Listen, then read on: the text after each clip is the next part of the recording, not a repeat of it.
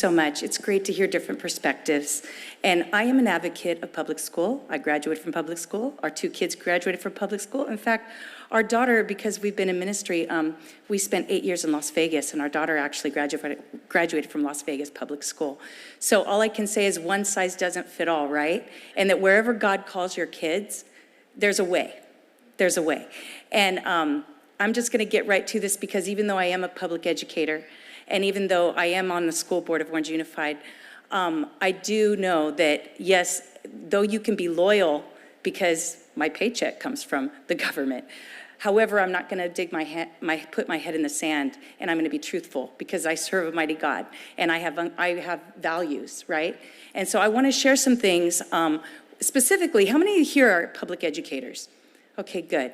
I'm going to share some things that, and for parents, I hope that you will spread the word on the things I want to share, because when our kids grew up and went out of the house, one thing the Lord showed me to do is, for the next chapter, is to really get involved in my union, because I'd been a teacher for over 20 years and never been involved in my union. So the first thing I did is I went online and looked at some of the conferences and saw the first conference was the LGBT conference. So I attended that conference, and I started attending conferences since then for the last 6 years. And I want to share some insider information with you.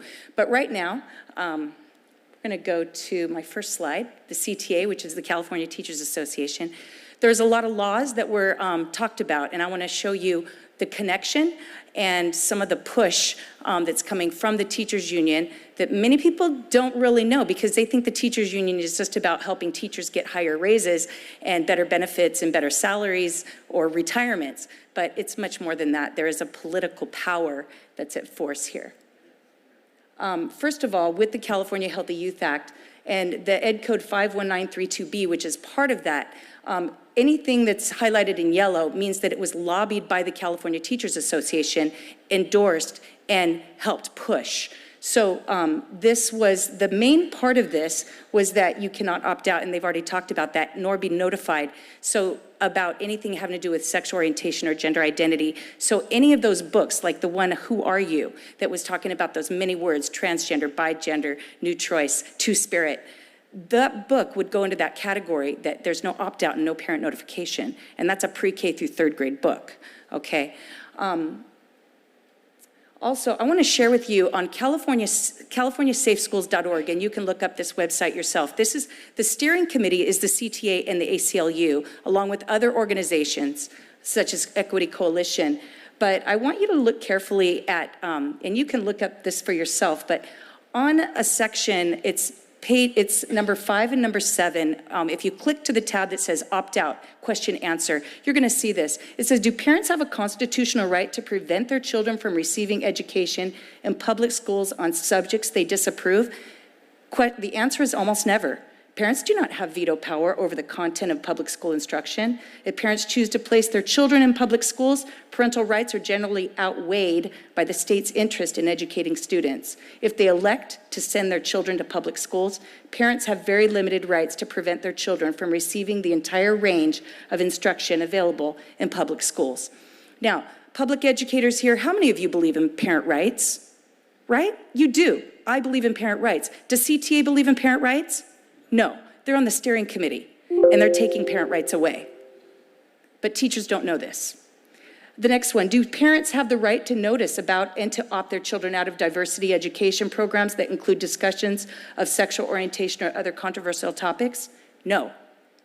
Instruction or materials that discuss gender, sexual orientation, or family life and do not discuss human reproductive organs and their functions is not subject to the parental notice and opt-out laws, and that Ed Code is again listed. This is the California Teachers Association at work. And, okay, I wanted to share with you, actually, Mark already shared this, but when Orange Unified School District, when it came about, as a school board member, when I saw some of the curriculum that we were ready to pilot, I'm like, whoa, wait a second, we're talking about multiple genders, we're talking about pansexuality, asexuality, we're talking about anal sex, oral sex on anus. I'm like, you guys, this is controversial. And then people are like, oh, Brenda, you know, this is the law, we gotta do it. We're gonna get sued by the ACLU. You're just crazy because only 5 parents have opted out, so it's you. You're just religious fanatic. And I'm like, no, I really do think that parents are not going to like this, but they just don't know about it because this is a new law. But people in my district weren't really believing me at that time, and that they were thinking I was the crazy one. So I didn't have the power as one board member to stop it. So I had to go to some of my community members, and I'm saying, you guys check this out. Look at this, look at the curriculum. I can't stop this. You guys have got to come to a board meeting and speak. So they did. And it was pretty incredible. The parents, well, okay, we have some power hitters in Orange Unified, I must admit. So George is from Orange Unified, and so is Eileen. So, okay, we've got it made over there. But let me just tell you, the board was like, whoa, and I'm gonna tell you ways to be effective in board meetings. That'll be part of my demonstration here. But all that to say is it was stopped. The curriculum was stopped, and we went back to the drawing board, and now we're in complete process with parent engagement. So this is what the ACLU letter sent to us 2 days after the parents stopped and the board voted it down. They sent us this threatening letter. Parents do not have the right to dictate what curriculum is used or what information is provided to students in public schools.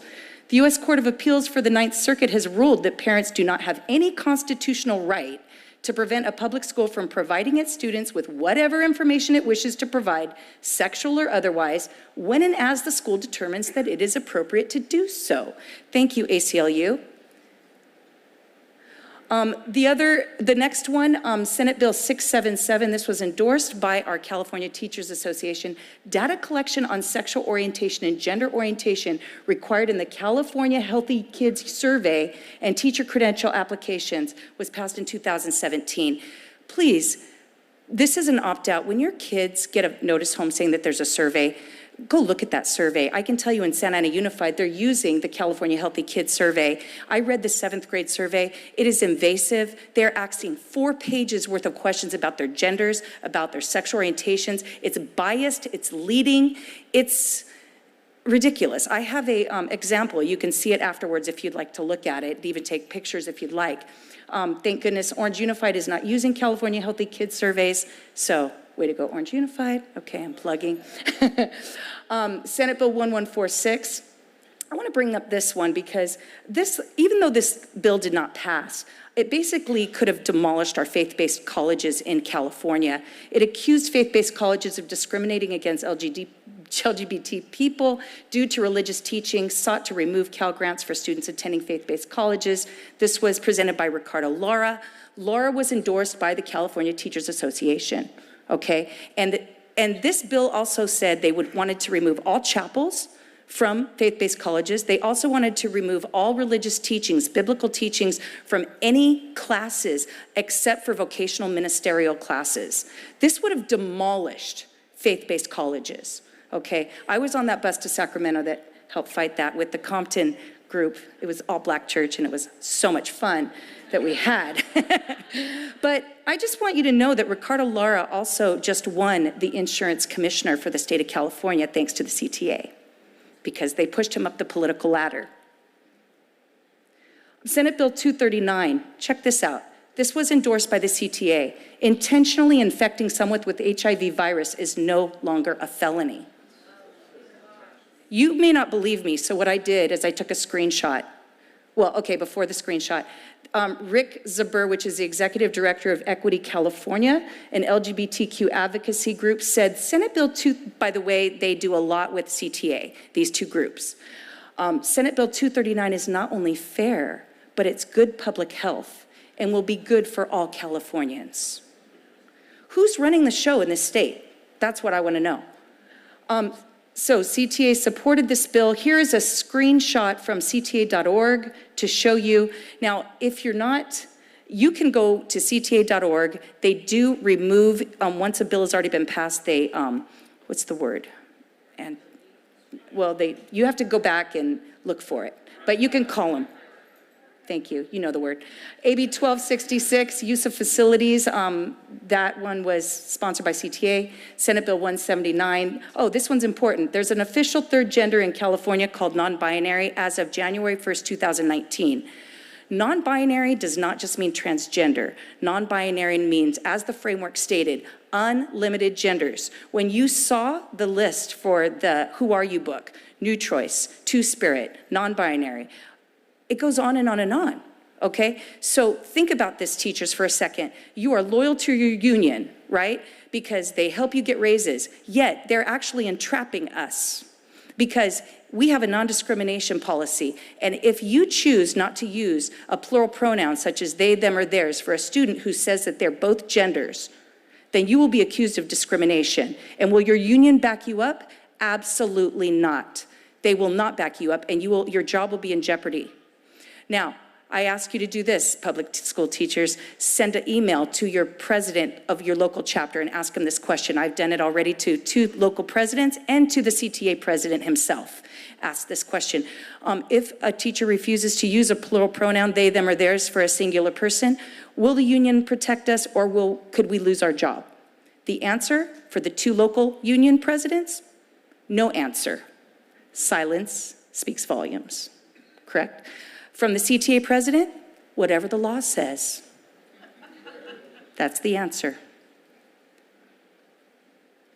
I learned about Gender Spectrum, Unlimited Genders in the CTA magazine.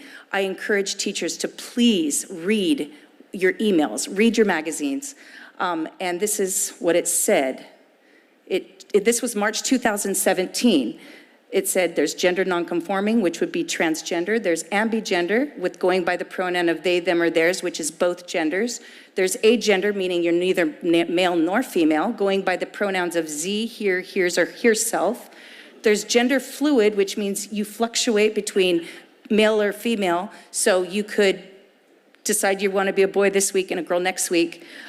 Or there's questioning, because you're so confused at that point, you're not sure.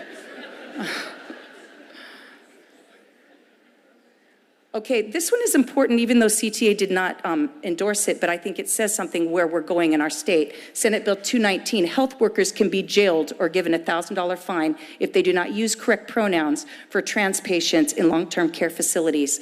If you notice our laws, this is what happens. They use foster care youth and elder care long-term facilities as a stepping stone to what they want to do next. Because most people, they don't have as many advocates for foster youth or for elderly that are in long-term facilities. They don't have people rushing to their rescue and lobbying for them, correct?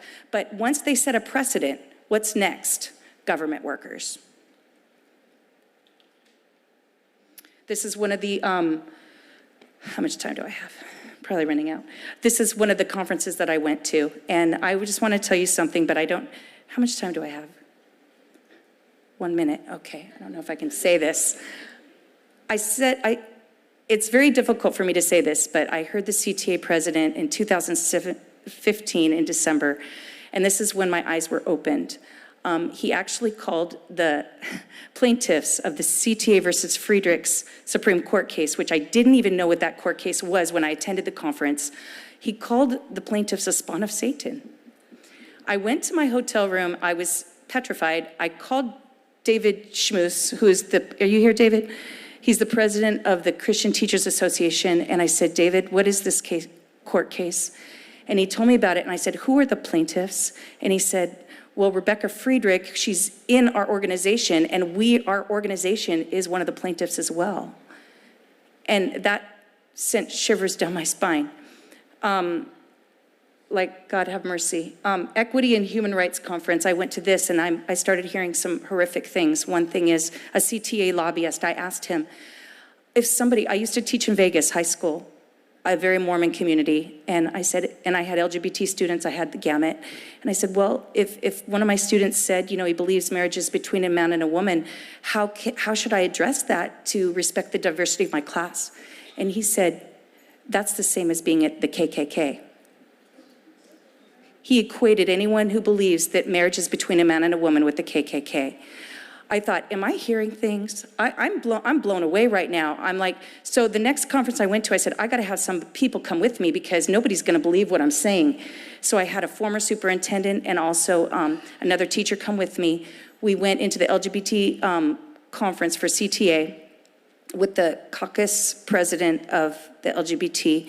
I told him what the CTA lobbyist said in a workshop setting, and I said, do you agree with what the lobbyist said? Without hesitation, he said, absolutely. There were no gasps in the room, except for me and my two friends. I mean, we were trying to hold it. But honestly, I'm saying that as a teacher, I'm encouraging educators to please, if you're going to stay in your union, get involved. And I'm not get involved. Start going to some of these things. Start hearing it for yourself, because we need whistleblowers. We need people to speak the truth. This is the first time, one of the first times I've actually said these things publicly. And you know what? I could get in trouble. I don't know what's going to happen, but you know what? I serve a big God, and I'm not afraid. I'm not afraid. Because there is an intention here, and I wasn't feeling a lot of love in the room when those words were spoken. You know what I'm saying? So there is an intention going on behind this. Satan comes as the angel of light, right? And there's a lot of beautiful words like acceptance, inclusion, safe, welcoming. Please don't be deceived by those words. Look deeper and see what they're really about. I have more to share, but I'll share it with you some other time.